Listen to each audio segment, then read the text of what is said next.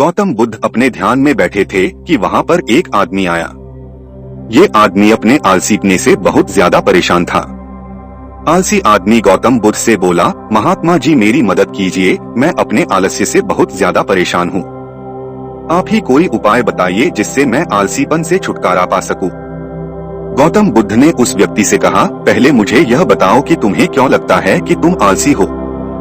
आलसी आदमी बोला, सिर्फ मुझे नहीं, मेरे परिवार वालों को और मेरे आसपास के सभी लोगों को ऐसा लगता है कि मैं आलसी हूँ। गौतम बुद्ध ने फिर उससे पूछा, क्या तुम जानते हो आलस्य होता क्या है? आलसी व्यक्ति बोला, नहीं मैं नहीं जानता, किंतु मैं इतना जरूर जानता हूँ कि आलस्य बहुत बुरी चीज है। इसकी वजह से मुझे बहुत नुकसान हुआ है जीवन में। गौतम बुद्ध बोले, जिस परेशानी से तुम छुटकारा पाना चाहते हो पहले उसके बारे में पूरी जानकारी ले लोगे तो उससे छुटकारा पाना आसान हो जाएगा।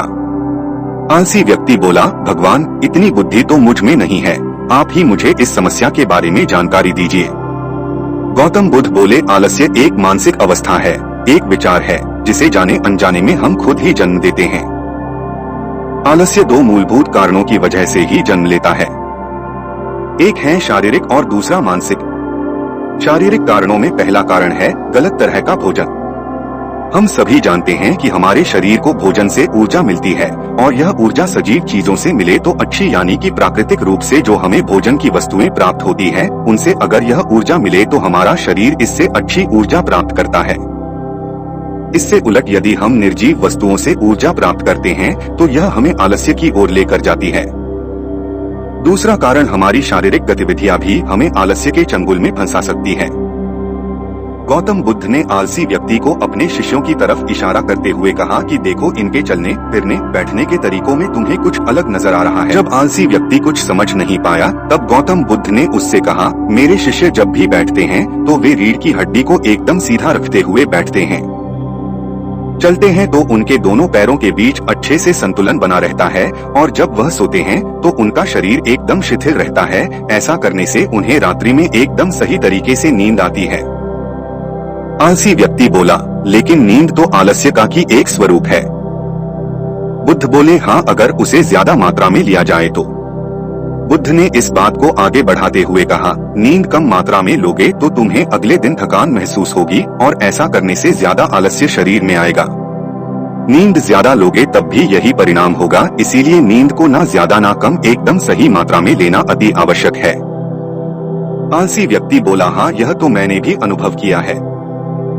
बुद्ध बोले, अब मानसिक कारणों के बारे में जान लो। मानसिक कारणों में सबसे पहले हैं हमारी पुरानी गलत धारणाएं। अक्सर ऐसा होता है कि हम पहले जिन कामों में असफल हो चुके हैं, हमारे अंदर ऐसी भावनाएं बन जाती है कि हम उस काम में हमेशा असफल होते रहेंगे, जिस वजह से हमें उस काम को करने में आलस आता है। ऐसी धारणाओं से छुटकारा पाने का एकमात्र उपाय यह है कि हमें अपने मन को यह समझाना चाहिए कि पिछली बार हम जब उस काम में असफल हुए थे तो हम उसके बारे में जितना जानते थे, अब हम उस काम के बारे में उससे ज्यादा जानते हैं, क्योंकि असफल होने के बाद हम उससे काफी कुछ सीखे भी हैं। बुद्ध बोले, दूसरा कारण है आलसी और कामचोर लोगों की संगत। कई बार ऐसा होता है कि हम आलसी नहीं होते, मगर जिनके साथ हम रहते हैं हम उन जैसे बनने लगते हैं। इससे छुटकारा पाने का उपाय बहुत सरल है, कामचोर और आलसी व्यक्तियों से दूर रहो। ऐसे व्यक्तियों की संगत में रहो जो अपने काम को बड़ी लगन से करते हैं और तुम्हें कुछ सिखा पाए। गौतम बुद्ध ने तीसरा कारण बताते हुए कहा, यह कारण आलस्य के लिए सबसे बड़ा कारण है, काम को कल पर टालते रहना। यह कारण इतना शक्तिशाली है कि किसी भी व्यक्ति को बर्बाद कर सकता है। इससे बचने का सबसे आसान उपाय यह है कि जो काम जितनी जल्दी संभव हो उतनी जल्दी कर दिया जाए। बुद्ध ने आलसी व्यक्ति से एक सवाल पूछा, मान लो तुम किसी रेगिस्तान में फंस गए हो और तुम्हें प्यास लगी है, तो तुम क्या करोगे?